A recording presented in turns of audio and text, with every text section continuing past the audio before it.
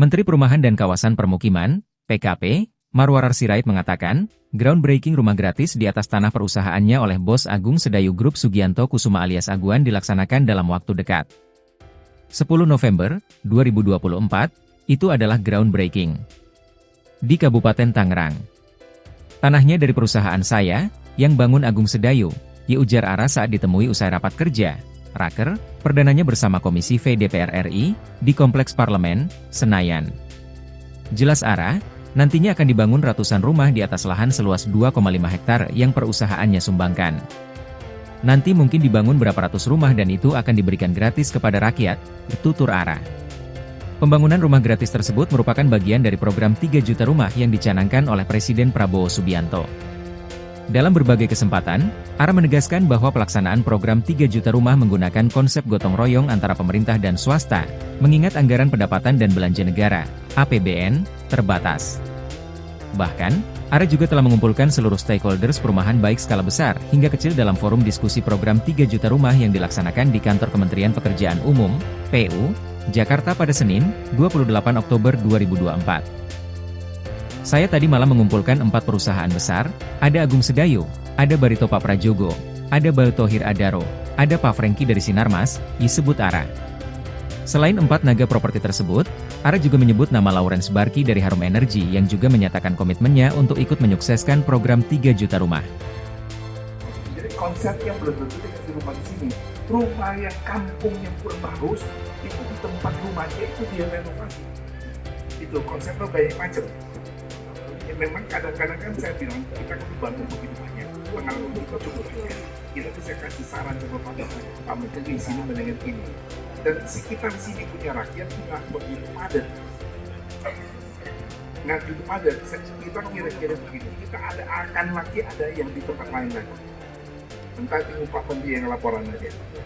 Bagus, kamu mau tinggi perasaan saya, ya? Bagus. Jadi, Pak Aguan, kalau bisa tambah lagi. Gitu kan intinya, kan? Nah, bagus kamu pertanyaannya, ya? Apa lagi?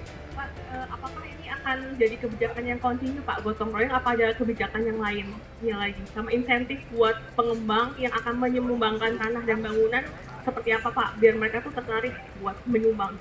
Ini, saya baru mengikuti stakeholder semua. Kan saya baru belajar dari Pak Prabowo. Negara yang korupsi rendah itu contoh Denmark. Dia kenapa bisa begitu, pengawasan itu. Dia kayak kalian. Jadi selain BPK, BPKP, ada KPK, polisi, jaksa, DPR, ya teman-teman masyarakat. Nah makanya saya di DPR, waktu DPR minta satuan 3 juta, bahkan saya minta rapatnya terbuka.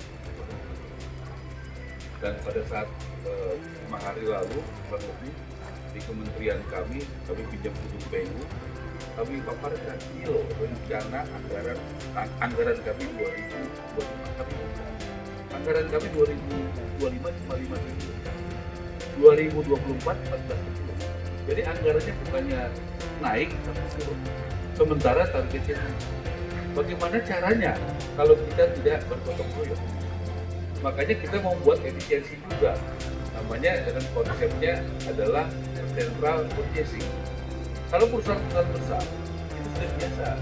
Jadi beli semen, beli apa, desentralisasi. Kenapa? Jadi ada Pak Dirut Semen ya Pak. Pak Dirut Semen. Coba kita simaknya deh. Saya langsung aja nih. Kenapa pentingnya central?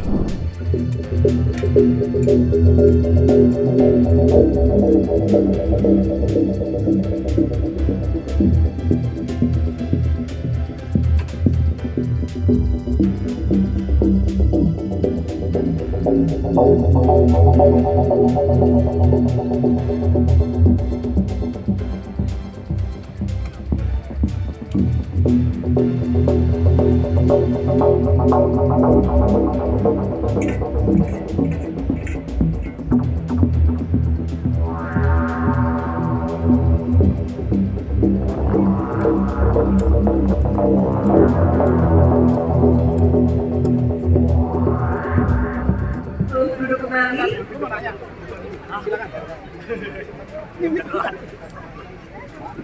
Dan itulah tadi sudah dijelaskan bagaimana kawasan ini akan menjadikan kawasan percontohan untuk daerah-daerah lain di Indonesia untuk menyediakan lebih banyak lagi